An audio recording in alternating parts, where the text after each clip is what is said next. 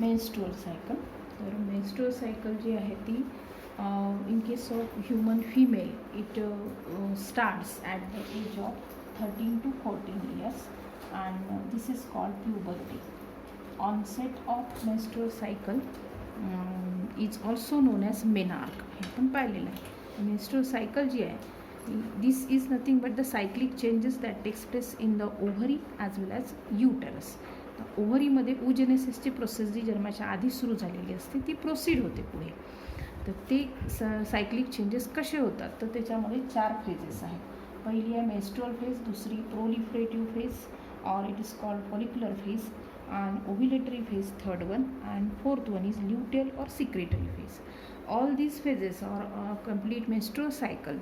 It works under the influence of different hormones. वेगवेगळे hormones जे pituitary ग्लँडकडून secret केले जातील आणि स्वतः ओव्हरी सिक्रेट करेल त्याच्यावर ह्या सगळ्या फेजेस अवलंबून असतील. तर पहिली जी आहे ती मेन्स्ट्रुअल फेज. मेन्स्ट्रुअल फेज जी आहे ती आयडेंटिफाय कशी करायची. It takes about 1 to 5 days or 4 days. जेव्हा ब्लिडिंग स्टार्ट होतं त्यावेळेला म्हणजे युटर्स जे आहे युटेरसमध्ये असणारे जे एंडोमेट्रियल लायनिंग आहे त्या रप्चर होतं. का तर त्याचं कारण प्रोस्टॅग्लॅडिन कमी होतं आणि प्रोस्टॅग्लॅडिन अंडर द इन्फ्लुएन्स ऑफ प्रोस्टॅग्लॅडिन हे एंडोमेट्रियल वॉल ही रप्चर होते आणि ब्लिडिंग ऑकर्स. एंडोमेट्रियल वॉल पूर्ण तुटते, त्याच्यामधल्या ज्या ब्लड कॅपिलरीज असतात त्यासुद्धा फुटतात, त्याचे जे काही तिथे असणारे ग्लँडसुद्धा आहे म्युकस ग्लँड ह्या सगळ्या इथले cell debris along with this blood it forms the menses and it is thrown out of the vagina continuously for 1 to 4 days and this stage is called menstrual stage. हे प्रोस्टॅग्लॅडिन का कमी होतं त्याचं कारण ओव्हरीकडून secret होणारा जो हार्मोन आहे that is called progesterone हा या ठिकाणी याची लेवल कमी झालेली असते. या ठिकाणी आपण हा हिरव्या लाईननी प्रोजेस्टेरॉन दाखवलेला आहे ज्याची लेवल अगदी कमी आहे या फेजमध्ये. नंतर ती हळूहळू नंतर वाढत जाते. तर मेन्सेस फेजला प्रोजेस्टेरॉन अगदी कमी झालेला असतो. म्हणजे हार्मोनल इन्फ्लुएन्स जर द्यायचा झाला तर मेन्स्ट्रुअल फेजमध्ये प्रोजेस्टेरॉनची लेवल आणि इस्ट्रोजनची सुद्धा लेवल म्हणजे ओव्हरीकडून सिक्रेट होणारे जे हार्मोन्स आहेत ते अगदी कमी झाले आहेत. त्याचं कारण आपल्याला शेवटच्या फेजमध्ये कळेल. तर हे कमी झाल्याच्याने हे रप्चर होतं आणि हे continue bleeding up to 4 days हे चालू राहतं. मग त्यानंतर हे ब्लिडिंग आफ्टर 4 days स्टॉप होतं. ते स्टॉप झालं की आता युट्रसची जी काही एंडोमेट्रियल वॉल आहे ती पुन्हा एकदा बिल्टअप करायची आहे म्हणजे ती नव्याने तयार करायची आहे. सो कॉल्ड प्रोलिफरेशन और प्रोलिफरेटिव्ह फेज. आणि त्याच वेळेला इकडे ओव्हरीमध्ये सुद्धा चेंजेस होतात. ओव्हरीमध्ये जे मेन्सेस पिरियड जेव्हा चालू असतो त्याच वेळेला ॲक्च्युली जी काही आधी oogenesisची प्रोसेस झालेली आहे त्याच्यामध्ये एक छोटासा असा ओगोनिया इथे अनेक ओगोनिया त्यामध्ये तयार आहेत आणि ह्या ओगोनियामधलाच एक जे एग नेस्ट फॉर्म केला आहे त्यांनी group of oogonia egg nest म्हणून. तर त्यातला जो ओगोनियम आहे सेंट्रलचा तो आता it act as a primary oocyte आणि मेन्सेस हा पिरियड संपला की प्रोलिफरेटिव्ह फेजमध्ये तो ओगोनियम आता प्रायमरी ओसाईट म्हणून काम करतो आणि त्याच्या सभोवती जसं जसं इस्ट्रोजन वाढायला लागेल तसं तसं आणि इकडे जो काही पिट्युटरीकडून FSH सिक्रेट केला जाईल त्याची लेवल आता वाढत जाते. या ठिकाणी ती वाढलेली असते. FSH सिक्रेट केला की FSH म्हणजे फॉलिकल स्टिम्युलेटिंग हार्मोन तो ओव्हरीमध्ये फॉलिकलची पुढची प्रोसेस म्हणजे oogenesisची प्रोसेस सुरू करतं. Follicle development of primary follicle secondary tertiary आणि ग्रॅफियन फॉलिकलपर्यंत. तर याच्या सभोवती असे सगळे फॉलिक्युलर सेल्स त्या अरेंज होतात जसे बाकीच्या ओगोनिया सेल्स आणि उरलेल्या ओगोनिया ज्या आहेत त्या तर ॲट्रिफाय होतात म्हणजे आपण ॲट्रिशिया म्हटलं डिस्ट्रॉय केल्या जातात किंवा त्या डिसॅपियर होतात. तर हळूहळू FSHची लेवल जशी जशी वाढत जाईल तसं तसं हे ओगोनियाचं कन्व्हर्शन आता प्रायमॉर्डियल फॉलिकलमध्ये झालेलं आहे. याला आपण प्रायमॉर्डियल फॉलिकल म्हणून किंवा प्रायमरी फॉलिकल. त्यानंतर पुढे याच्यामध्ये आणखीन चेंजेस होतात जसं जसं इस्ट्रोजन सिक्रेशन वाढायला लागेल इकडे प्रोजेस्टेरॉन सिक्रेशन वाढत जाईल तसं तसं याच्यामध्ये प्रायमरीचं सेकंडरीमध्ये कन्व्हर्शन होईल सेकंडरीचं टर्शरीमध्ये कन्व्हर्शन होईल म्हणजे त्याच्यामध्ये प्रायमरी ओसाईट जो होता त्याचा आता मिओसिस होईल आणि सेकंडरी ओसाईट तयार होईल. फर्स्ट पोलर बॉडी तयार होईल. त्यानंतर ग्रॅफियन फॉलिकलमध्ये त्याचं कन्व्हर्शन होईल आणि कंप्लीट ग्रॅफियन फॉलिकल या ठिकाणी तयार होईल. मोठ्या आकाराचा असा ग्रॅफियन फॉलिकल तयार होतो. हे पूर्ण जी फेजेस आहेत ह्या सगळ्या स्टेजेस ज्या आहेत त्याच्यामध्ये जे चेंजेस होतात ओव्हरीमध्ये that are included under follicular phase. आणि प्रोलिफरेटिव्ह फेज होते युट्रसमध्ये पुन्हा एकदा हे रप्चर झालेली एंडोमेट्रियम जी आहे ती पुन्हा एकदा नव्याने तयार, म्हणजे नवीन कॅपिलरीज ड्रॉ केल्या जातात, त्या दुरुस्त केल्या जातात, रिपेअर केल्या जातात, रिपेअरिंगसुद्धा. आणि this repairing takes place under the influence of hormone estrogen यासाठी नेसेसरी आहे. आणि प्रोजेस्ट्रॉन ते मेंटेन ठेवण्यासाठी आहे. प्रोजेस्ट्रॉन जर कमी झाली की लगेच हे रप्चर होतं, त्यामुळे प्रोजेस्ट्रॉन हा भरपूर सिक्रेट केला जाईल आणि तसं ही एंडोमेट्रियल वॉल ही रीच होत जाईल. हळूहळू ती त्याचं थिकनेस वाढत जाईल, जो की मेन्सस पिरियडमध्ये अगदी कमी राहिला होता, 1 मिलीमीटर इतकाच थिकनेस राहिला होता, तो वाढत आता 7 मिलीमीटरपर्यंत, अगदी 7 मिलीमीटरपर्यंत, साधारण 5 मिलीमीटर ते 7 मिलीमीटरपर्यंत तो वाढवला जातो up to the last means 28 डेजमध्ये. आता 5व्या दिवसापासून ते 14व्या दिवसापर्यंतची ही फेज असते प्रोलिफरेटिव्ह फेज. आणि यासाठी अत्यंत आवश्यक हार्मोन्स आहेत FSH, दुसरा LH त्यानंतर इथे इस्ट्रोजन आहे आणि प्रोजेस्ट्रॉन. हे चारही हार्मोन या ठिकाणी याची लेवल हळूहळू वाढत जाते. आणि त्यानंतर तिसरी फेज येते ओव्ह्युलेटरी phase.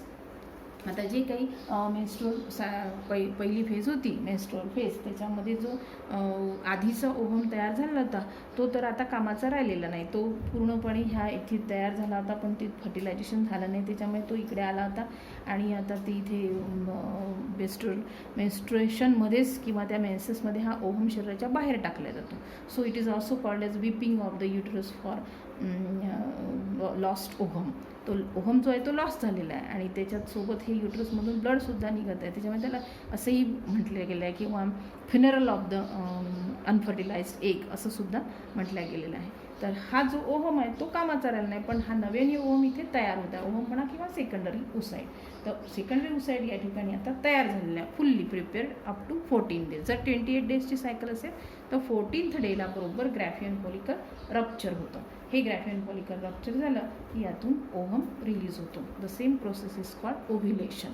So in ovulatory phase ovulation occur correct at 14th day if the cycle is 28 days, म्हणजे मिडल ऑफ द सायकल. जी 0 to 28 आपण कन्सिडर केली आहे त्यातला मिडल म्हणजे 14. 30 दिवसाची असेल तर 15 डेला, असं साधारण मिडल डेला ते ओव्ह्युलेशन होतं. आणि हा ओव्ह्युलेशन झाल्यानंतर याच्यातून बाहेर पडला ओव्हरीमधून की त्या फिंब्रीच्या मदतीने ऑस्टियममधून, इथे जे आपण फिंब्री काढल्या होत्या याच्यावर हा ओस्टियम होते, या ओस्टियममधून हा ओव्हम एंटर होतो आणि इथे ॲम्प्युला रिजनमध्ये तो येऊन थांबतो. इथे जवळजवळ 24 तासासाठी तो व्हायबल असेल, म्हणजे पहिल्या 24 आवरमध्येच त्या ओव्हमचं फर्टिलायझेशन झालं पाहिजे. हे ओव्ह्युलेशन होण्यासाठी अतिशय महत्त्वाचा हार्मोन आहे LH मीन्स ल्युटेनायझिंग हार्मोन. हा ल्युटेनायझिंग हार्मोनची आणि FSHची पहा या ठिकाणी लेवल एकदम उंच गेलेली आहे, इथे पूर्ण उंच दाखवलेलं आहे. आणि शिवाय प्रोजेस्ट्रॉन आणि इस्ट्रोजनसुद्धा गरजेचं आहे, पण खास ओव्ह्युलेशनसाठी म्हणजे ओव्हम बाहेर पडण्यासाठी हा LH लागेल. सो हिअर LHची लेवल जी आहे ती पीक, म्हणजे त्याचा पीक राहील या ठिकाणी मोठा अगदी. आणि त्यानंतर मग समजा फर्टिलायझेशन जर झालं तर प्रोजेस्ट्रॉन कंटिन्यूस सिक्रेट केल्या जाईल. कसं तर या ठिकाणी जो ओव्हम बाहेर पडला आहे ते आता इथे रेमनंट्स राहिलेले आहेत जे काही ग्रॅफियन फॉलिकलचे. This Graafian follicle turns into yellowish structure, yellowish body, and this is called corpus luteum. Corpus luteum now works under the influence of hormone luteinizing hormone. आणि ही येलोइश बॉडी जी आहे ती टेम्पररी एंडोक्राईन ग्लँड म्हणून काम करते आणि progesterone आणि oestrogen continuous secretion चालू ठेवते. म्हणून इथे आता इस्ट्रोजनची लेवल वाढते, इकडे प्रोजेस्ट्रॉनची सुद्धा लेवल आहे. जितकं प्रोजेस्ट्रॉन इस्ट्रोजन जास्त राहील तितकं युट्रस इंटॅक्ट राहील. आणि फर्टिलायझेशन जर झालं तर ह्या युट्रसच्या आतमध्ये तो ओव्हम या ठिकाणी फर्टिलाइज्ड ओव्हम या ठिकाणी इम्प्लांट होणार आहे. आणि त्यासाठी म्हणून कॉर्पस ल्युटेयम जवळजवळ 28 दिवसापर्यंत हे सतत सिक्रेशन चालू ठेवतो. And this occurs under the influence of hormone luteinizing hormone. So this is the luteal phase. ही जी शेवटची फेज आहे ती ल्युटियल फेज आहे. पण यदा कदाचित जर फर्टिलायझेशन झालं नाहीच तर पुन्हा एकदा हे जे कॉर्पस ल्युटेयम आहे ते डिसइंटिग्रेट होतं आणि जवळजवळ असे व्हाईटिश स्कार अशी शिल्लक राहते. That is called corpus albicans. याला म्हणतात कॉर्पस अल्बिकन्स. आणि हा आता कुठल्याही प्रकारचे हार्मोन सिक्रेट करणार नाही. जसे हार्मोन सिक्रेशन यांनी थांबवलं म्हणजेच प्रोजेस्टेरॉनची लेवल कमी झाली की जे युटरसचं बिल्डिंग अप झालेलं आहे तो पुन्हा एकदा युटरस ब्रेक होतं and then again the bleeding occurs. हा unfertilized egg along with the debris जे काही ते तयार होईल, ब्लड आहे किंवा मेन्सस तयार करतं त्याच्यामध्ये तो अनफर्टिलाइज ओव्हमसुद्धा शरीराच्या बाहेर टाकला जाईल. LHची लेवल एकदम कमी होऊन जाईल, FSHची सुद्धा लेवल कमी झालेली आहे. कारण काय, तर इकडे फर्टिलायझेशन जर झालं असतं तर पुन्हा काही दुसरी ओगोनियम पुन्हा डेव्हलप होण्याची गरज नव्हती. पण जसं हे अनफर्टिलाइज एग निघून जातो तसं पुन्हा एकदा FSH सिक्रेट केला जातो आणि पुन्हा ही फेज येते म्हणजे मेन्स्ट्रुअल फेज येते. So this cycle goes on for 28 days. In some females it may be for 30 days, even 32 days ही चेंज असतात ॲज पर द इंडिव्हिज्युअल.